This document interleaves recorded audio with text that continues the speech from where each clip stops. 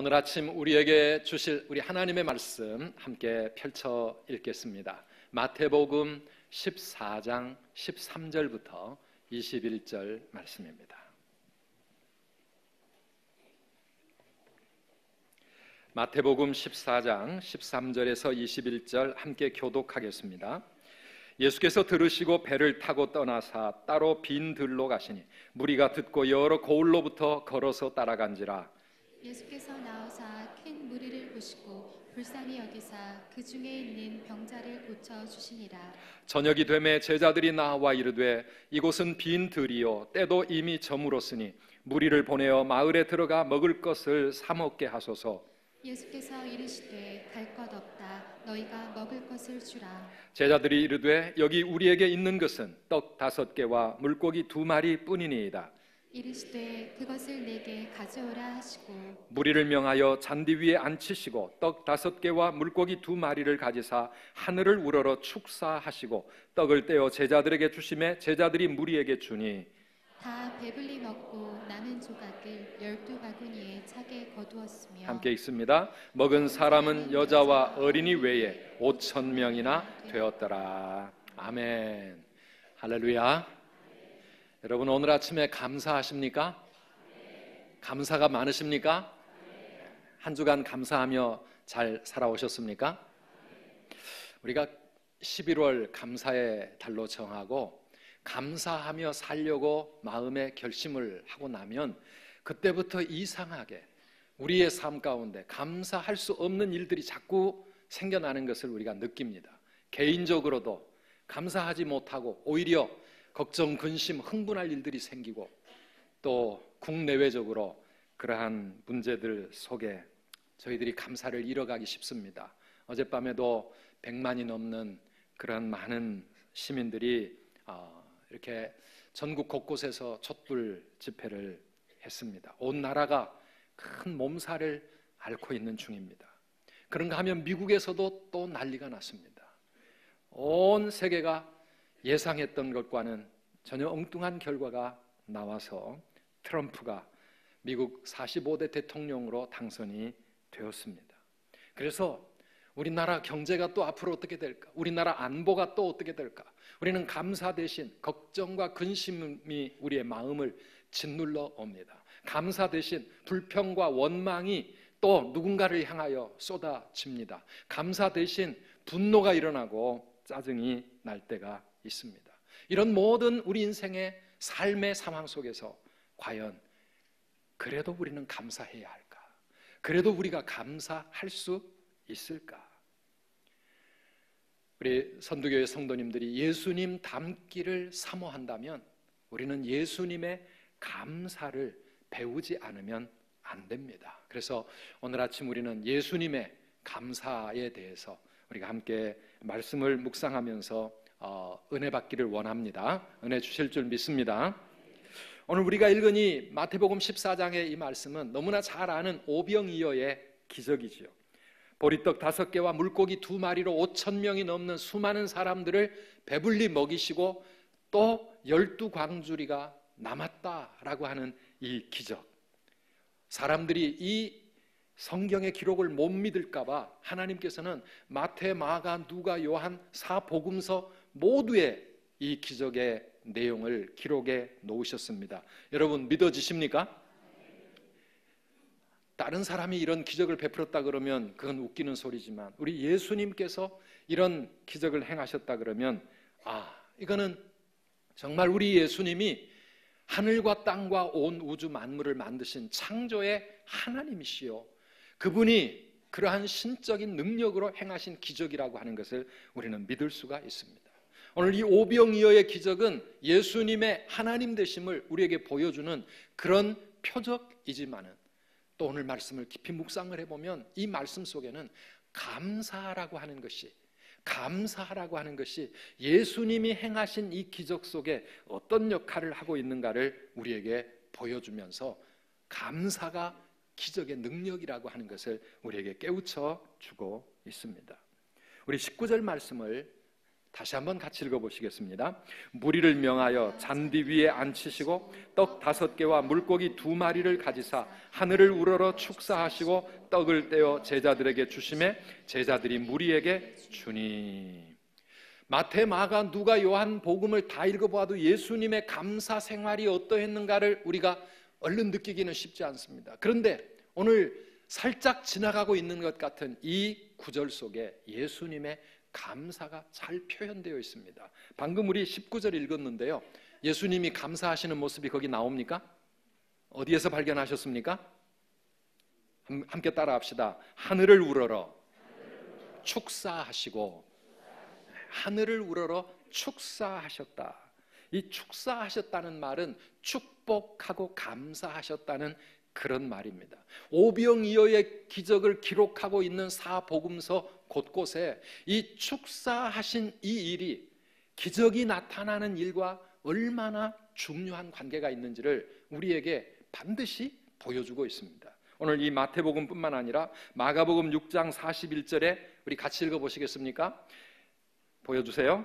예수께서 떡 5개와 물고기 2마리를 가지사 하늘을 우러러 축사하시고 떡을 떼어 제자들에게 주어 사람들에게 나누어 주게 하시고.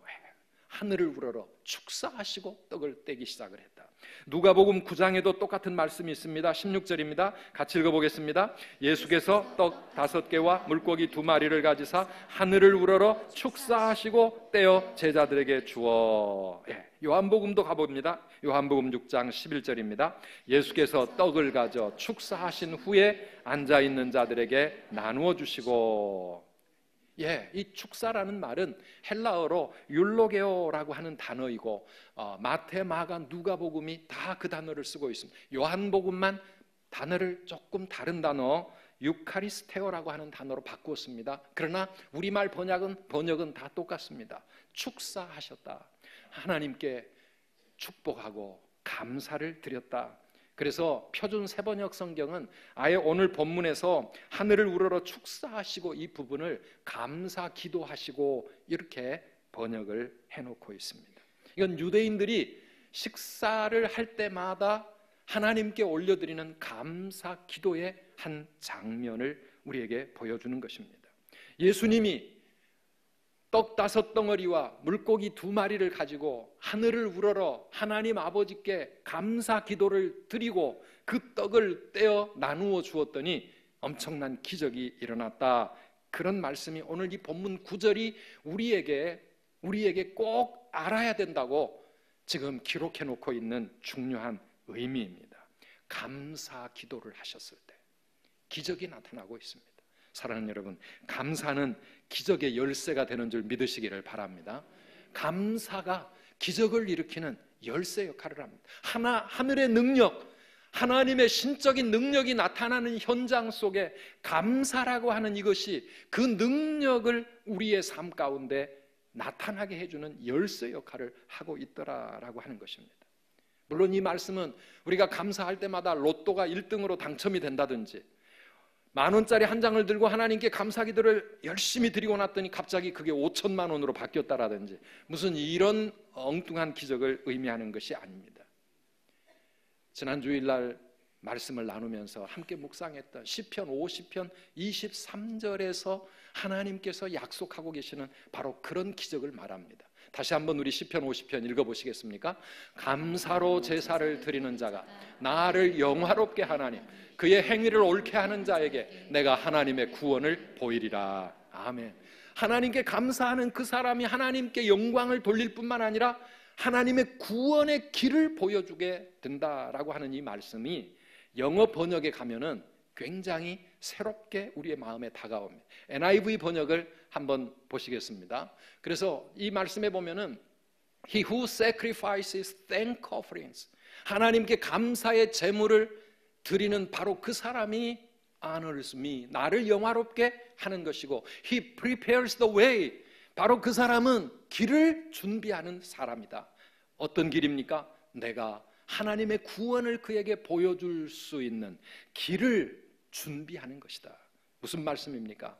제가 이 말씀 영어 설명을 몇 번 드린 것 같아요. 하나님께 감사하는 그 사람은 자기의 인생 가운데 하나님의 구원, 하나님의 도우심과 하나님의 능력이 나타날 수 있는 길을 준비하는 것이라, 그런 말입니다.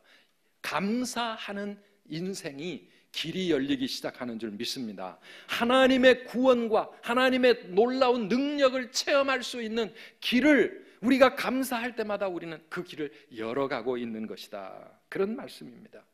이 말씀을 준비하면서 특별히 저는 지난 주간 동안 제 인생에 좀 특별한 하루가 있었습니다. 지나간 58년의 인생을 가만히 돌아보니까 저의 삶이야말로 오병이어의 기적 같은 인생이라고 하는 것을 저는 느낄 수가 있었습니다.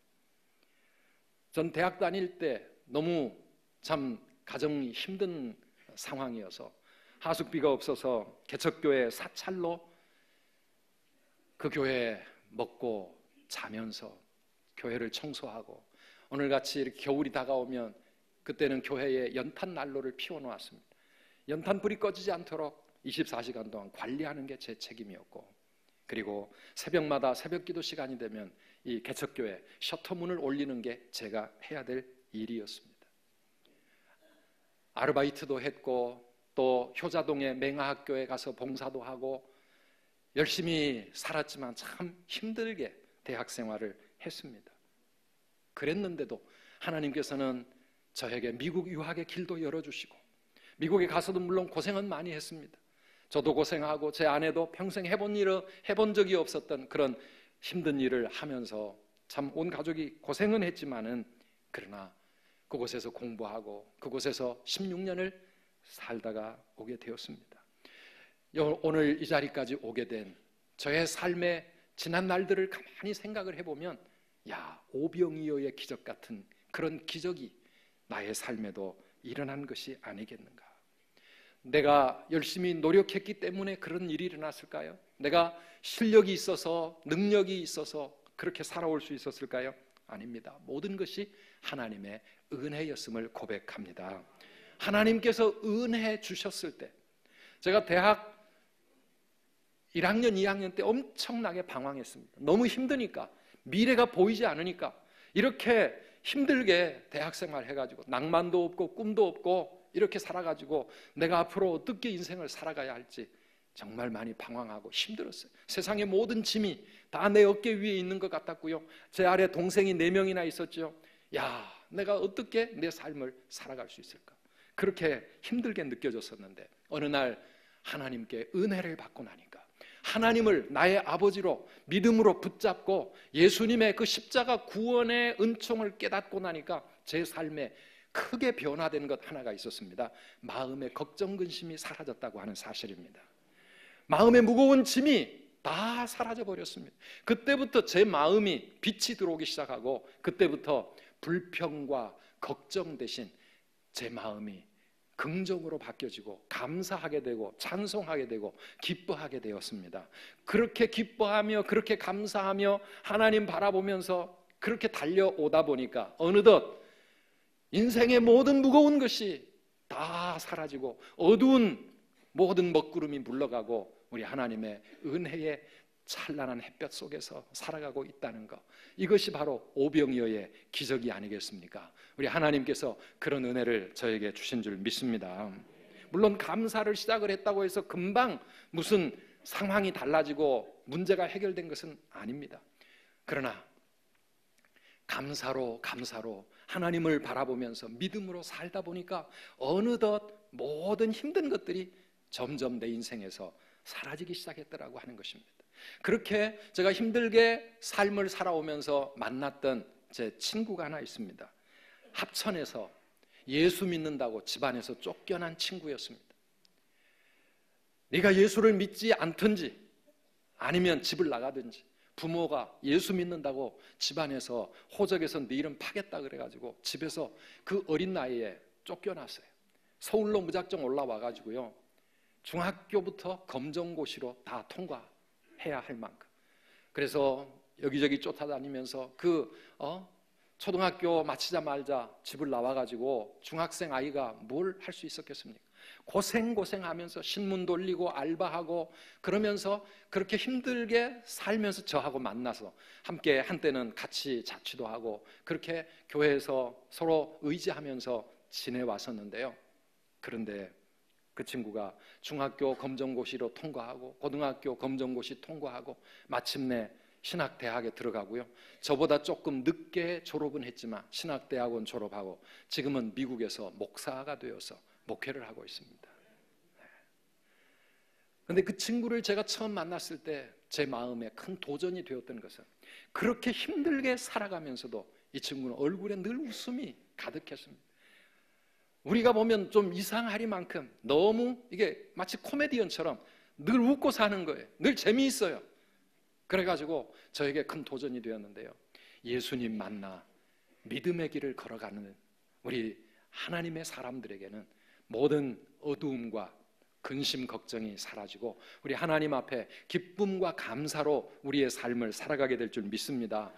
그렇게 감사하며 살아가다 보면 어느덧 우리의 삶에 놀라운 하나님의 구원의 길이 열리기 시작하고 축복의 길이 열리기 시작하고 하나님의 도우심을 체험하는 놀라운 은혜의 길이 열리기 시작하는 줄 믿습니다. 사랑하는 여러분, 지금 힘드십니까? 네, 우리나라도 힘들고 개인적으로도 참 힘들고 그러나 어떤 상황에서든지 무조건 감사하시기를 축원합니다. 범사에 감사하라고 하시는 이유는 감사할 때 우리의 인생의 길이 열리기 때문이고 하나님의 구원이 나타나기 때문이라는 거 믿으시기를 축원합니다. 누구에게 감사합니까? 하나님께 감사하는 겁니다. 왜요? 그 하나님께 내 인생의 모든 것이 걸려있기 때문입니다. 역대상 29장 12절과 13절 말씀 우리 함께 읽어보시겠습니까? 부와 귀가 주께로 말미암고 또 주는 만물의 주제가 되사 손에 권세와 능력이 있사오니 모든 사람을 크게 하심과 강하게 하심이 주의 손에 있나이다. 우리 하나님이여 이제 우리가 주께 감사하오며 주의 영화로운 이름을 찬양하나이다. 아멘. 하늘과 땅의 모든 것을 주관하시며 우리를 부하게도 하시고 귀하게도 하시고 크게도 하시고 강하게도 하시고 우리의 인생의 모든 열쇠를 가지고 계시는 그 하나님 앞에 감사하며 나아갈 때, 찬양하며 나아갈 때, 예배하며 살아갈 때 우리 하나님께서 우리의 삶에 길을 열어주시는 줄 믿으시기를 바랍니다. 이 하나님을 향하여 감사의 마음을, 감사의 고백을 하는 사람들은 세상을 살아가면서 우리에게 주어지는 모든 상황, 우리가 만나는 모든 사람들에게도 우리는 감사할 수 있습니다. 여기 이 모든 것에 하나님의 뜻이 있다고 믿기 때문에 그렇습니다.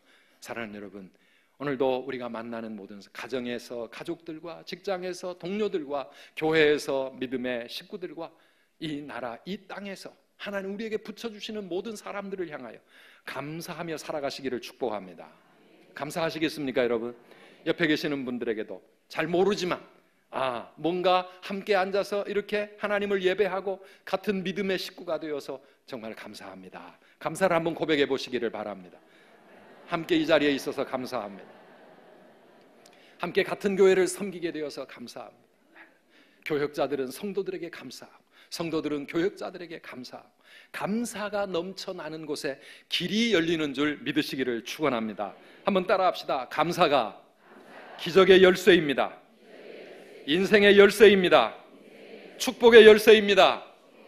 아멘이십니까? 그래서 오늘 정말 힘들고 답답한 상황에 있는 분일수록 감사하십시오. 더 많이 감사하십시오. 감사가 내 인생에 길을 열어 간다, 이렇게 믿으시고 여러분 감사의 열쇠를 꼭 붙잡고 살아가시기를 축복합니다. 오늘 예수님의 이 감사의 사건은 정말 보잘것없는 것에 감사하는 그런 주님의 감사를 우리에게 배우게 합니다. 우리가 큰 것을 받았을 때는 감사가 쉽습니다. 큰 좋은 일이 생겼을 때 감사하고 싶습니다. 그런데 예수님의 감사는 지극히 보잘것없는 것을 가지고 감사하고 있습니다. 배고파서 먹을 것을 기다리는 사람들이 지금 이 앞에 수천 명이 앉아 있습니다. 그런데 예수님의 손에는 보리떡 5개와 물고기 2마리, 한 소년의 한 끼 음식으로도 안 될 만큼 보잘것없는 것이 들려 있습니다. 그런데 예수님은 이걸 가지고 하나님 앞에 감사를 드리고 있는 겁니다. 이 보잘것없는 것을 가지고 하나님 앞에 감사하시는 예수님의 모습을 지켜보는 제자들은 아마 기가 막혔을 겁니다. 아니, 저거 가지고 지금 뭘 어떻게 하시겠다고 하나님께 감사하는 감사의 기도를 드릴까? 정말 말도 안 되는, 이 아무 도움도 안 될 것 같고 문제 해결에는 정말 턱도 없는 이 작은 것.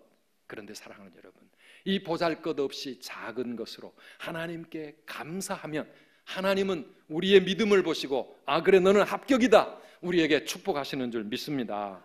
이게 하나님의 원리입니다. 하나님의 원리. 우리 마태복음 25장 21절 말씀을 같이 읽어보실까요? 그 주인이 이르되 잘하였도다 착하고 충성된 종아, 내가 적은 일에 충성하였음에 내가 많은 것을 내게 맡기리니 내 주인의 즐거움에 참여할지어다. 아멘. 마지막 심판의 날 하나님께 이런 말을 우리 모두가 듣게 되기를 축복합니다. 근데 하나님의 말씀이 뭡니까? 네가 작은 일에 충성하였으니 이제 내가 많은 것을 내게 맡기겠다라고 하는 것입니다. 하나님의 원리는요, 작은 것에 충성할 때 큰 것을 우리에게 맡겨주십니다. 작은 일에 감사할 때 더 큰 일, 더 많은 일을 우리에게 감사하게 하실 줄 믿으시기를 바랍니다. 근데 우리는 이걸 잘 못합니다. 작은 것을 너무 당연하게 생각해버리고 무시하기가 쉽습니다. 스펄전, 영국의 유명한 설교자 스펄전이 한 말이 있습니다. 반딧불을 보고 감사하는 자에게 하나님은 달빛을 보여주시고, 달빛 앞에서 감사하는 자에게 하나님은 태양빛을 비추어 주시고, 태양빛을 보며 감사할 줄 아는 자에게 찬란한 천국의 빛을 비추어 주신다.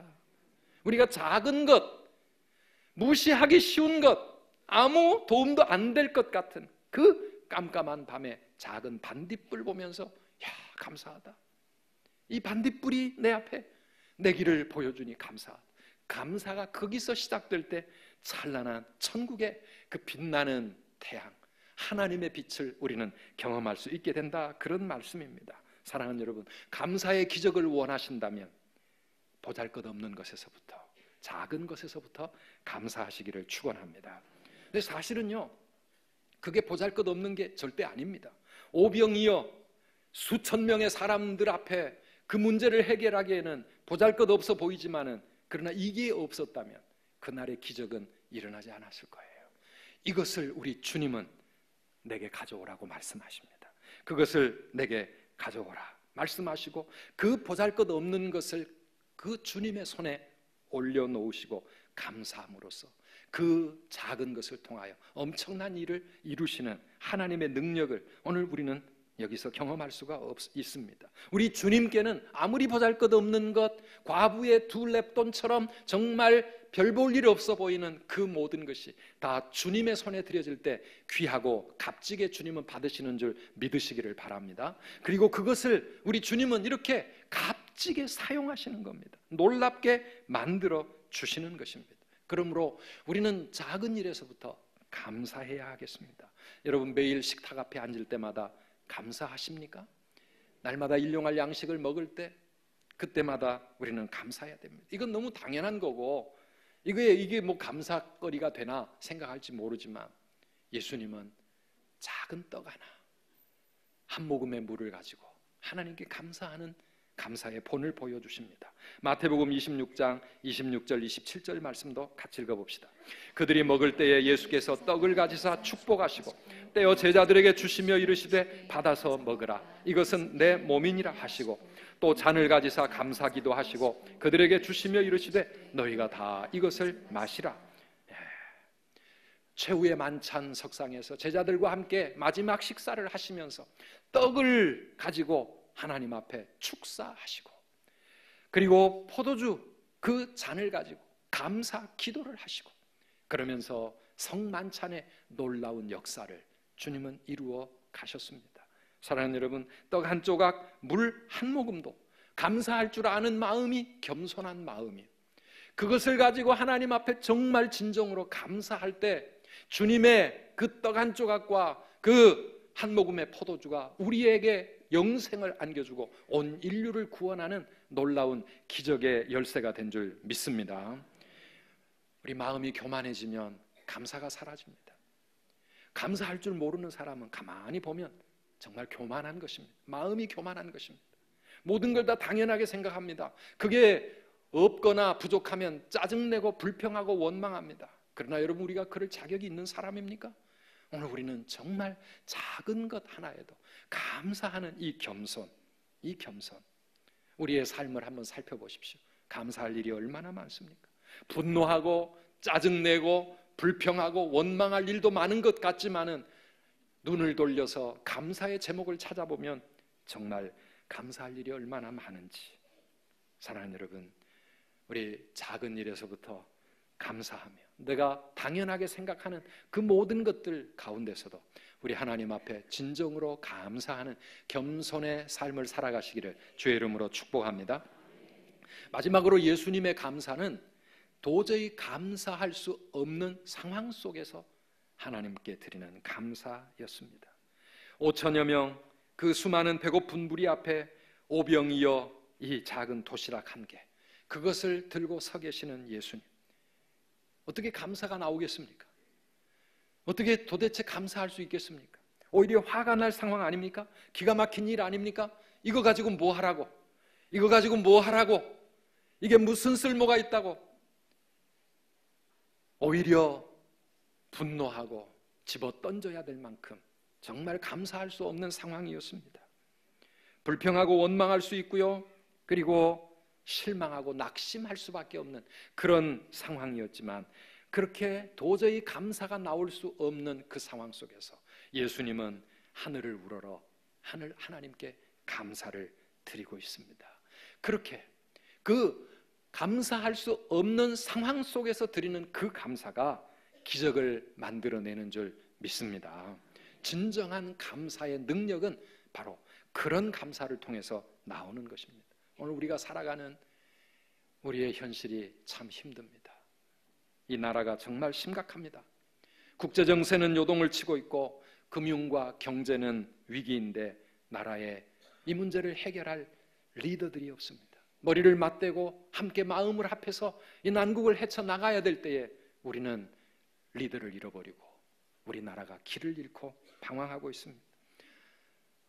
시민들이 촛불을 켜고 거리를 행진하고 어린 아이들까지, 아무것도 모르는 그 아이들까지 손에 피켓을 들고 뭐라고 외쳐대고 있습니다. 사랑하는 여러분, 이럴 때 우리는 뭘 어떻게 해야 됩니까? 어떻게 해야 됩니까? 금요일 날 이발을 하는데 이발을 해주시는 그분이 제 베스트거든요. 근데 저에게 이렇게 묻는 거예요. 목사님도 내일 촛불 집회에 가실 겁니까? 묻더라고요. 정말 심각한 그런 질문입니다. 우리도 나가서 이 나라가 바로 되기를 원하면서 피켓을 들고 촛불을 켜고 외칠 수도 있을 것입니다. 그러나 정말 우리가 해야 될 일이 있다면 이 나라와 이 민족을 위해서 기도하는 것 아니겠습니까? 누군가는 기도한다는 것은 그것은 아무것도 안 하겠다는 거 아니냐, 그냥 도피하고 무책임하게 도망가는 거 아니냐, 그렇게 말하지만 아니요, 정말 이 나라의 미래가 우리 하나님의 손에 있음을 우리가 믿는다면, 하나님의 은혜가 정말 이 땅에 필요하다는 것을 우리가 인정한다면 우리가 해야 할 더 시급한 일은 하나님 앞에 무릎 꿇어 기도하는 일 아니겠습니까? 하나님이 지켜주셔야 북한이 꼼짝을 못하게 될 것이고, 하나님이 지켜주셔야 이 나라의 하늘의 은혜가 임해야 길이 보일 것이고, 그래서 나라의 지도자들과 우리 온 국민들이 뭔가 미래를 향하여 이제 마음을 놓고 갈 수 있을 텐데 지금은 길이 보이지 않습니다. 사랑하는 여러분, 우리가 이런 상황에서 누구를 탓하거나 흥분하는 것보다도 차라리 하나님 앞에 울며 기도해야 될 때인 줄 믿습니다. 그러면서 저는 한 가지 생각을 해봅니다. 이 가슴 아픈 이 현실이 우리 온 국민들에게 감사를 다시 회복할 수 있는 기회가 되었으면 좋겠다. 이런 어지러운 때에 11월 달을 감사의 달로, 다음 주일을 추수감사주일로 저는 감사에 대한 설교를 준비하면서 정말 마음이 힘들었어요. 그런데 하나님 깨우쳐 주시는 거 있습니다. 우리나라의 국민들이 너무 감사에 인색하고 하나님의 놀라운 은혜와 축복을 받아서 여기까지 왔으면서도 감사보다는 불평이 너무 많은 그런 우리 민족들, 불평하다 보면 길이 막히고 길을 잃어버릴 수밖에 없습니다. 길을 다시 찾고 길이 다시 열리게 하는 길은 감사에 있는 줄 믿습니다. 감사해야 합니다. 감사하지 못했던 걸 우리가 하나님 앞에 회개하면서 우리에게 주신 이 놀라운 은혜와 이 축복에 대해서 우리가 하나님 앞에 감사하며 우리가 무릎을 꿇을 때 하나님께서 다시 은혜를 주지 않겠습니까? 감사를 할 줄 모른다는 것은 교만한 것이고요, 하나님은 교만한 자를 물리치시고 교만한 자는 반드시 낮추시는 하나님이십니다. 그러나 우리가 정말 진정으로 회개하며 낮아져서 무릎을 꿇을 때 그런 겸손의 모습을 보시고 하나님은 다시 우리에게 은혜 내려주시고, 하나님이 은혜 주셔야 이 나라에 길이 열리는 줄 믿습니다. 감사해야 합니다. 감사하면서 우리 하나님 앞에 나라와 민족을 위해서 우리가 눈물로 기도해야 합니다. 지금 우리는 정말 감사하기에는 너무 답답하고 또 개인적으로도 감사할 수 없는 여러 가지 문제 상황들이 있을 것입니다. 그래도 우리 다음 주일 감사주일을 맞이하면서 하나님 앞에 믿음으로 최선을 다해서 우리가 감사했으면 좋겠어요. 왜냐하면 감사는 상황을 보면서 감사하려고 하면 이거는 믿음의 감사가 아닙니다. 그러나 오늘 예수님의 감사, 진정한 감사는 도저히 감사할 수 없는 상황 속에서도 하나님을 향하여 하늘을 우러러 감사를 드리는 것입니다. 결국은 상황이 문제가 아니라 우리 자신의 문제입니다. 우리가 너무나 잘 아는 이야기, 감사 마을에 사는 사람과 불평 마을에 사는 사람들의 이야기를 잘 압니다. 감사 마을에 사는 사람은 날이 좋아도 감사하고 비가 와도 감사하고 일이 잘 돼도 감사하고 힘든 일이 생겨도 또 하나님의 은혜를 구하면서 기대하면서 감사하지만, 불평 마을에 사는 사람은 무슨 일이 생겨도 늘 불평, 날이 햇볕이 쨍쨍 비치면 그래서 불평, 비가 오면 또 그래서 불평, 일이 잘 풀리면 그것도 불평, 안 되면 안 되니까 불평, 더워도 불평, 추워도 불평. 언제나 불평하는 사람은 불평 마을 주민들입니다. 우리가 어느 마을에 사는 주민이냐에 따라서 우리가 감사할 수도 있고 불평할 수도 있는 겁니다. 부디 우리 선두교의 모든 성도님들 감사 마을 주민들 되시기를 축복합니다. 감사 마을에 살아요. 그러면은 우리에게 어떤 일이 있어도 우리가 감사할 수 있어요. 하박국 선지자를 보십시오. 하박국 3장 17절 18절 우리 잘 아는 말씀 아닙니까? 같이 읽어보실까요? 비록 무화과 나무가 무성하지 못하며 포도나무에 열매가 없으며 감람나무에 소출이 없으며 밭에 먹을 것이 없으며 우리의 양이 없으며 외양간에 소가 없을지라도 나는 여호와로 말미암아 즐거워하며 나의 구원의 하나님으로 말미암아 기뻐하리라. 아멘. 그렇습니다. 상황을 보면 감사할 일이 없고 기뻐할 일이 하나도 없지만은 하나님 바라볼 때 기뻐할 수 있고 즐거워할 수 있고 감사할 수 있는 줄 믿습니다. 우리의 모든 상황 속에서 하나님의 선하심과 신실하심을 바라보며 모든 것에 대해서 감사하는 자에게 우리 하나님은 이 모든 것들이 합력하여 선을 이루도록 역사하여 주시고 우리의 인생길에 구원의 길을 열어주실 줄 믿습니다. 이런 하나님의 구원의 축복을, 구원의 놀라운 역사를, 기적을 감사로 체험하며 살아가는 우리 모든 성도님들 되시기를 주의 이름으로 축원합니다.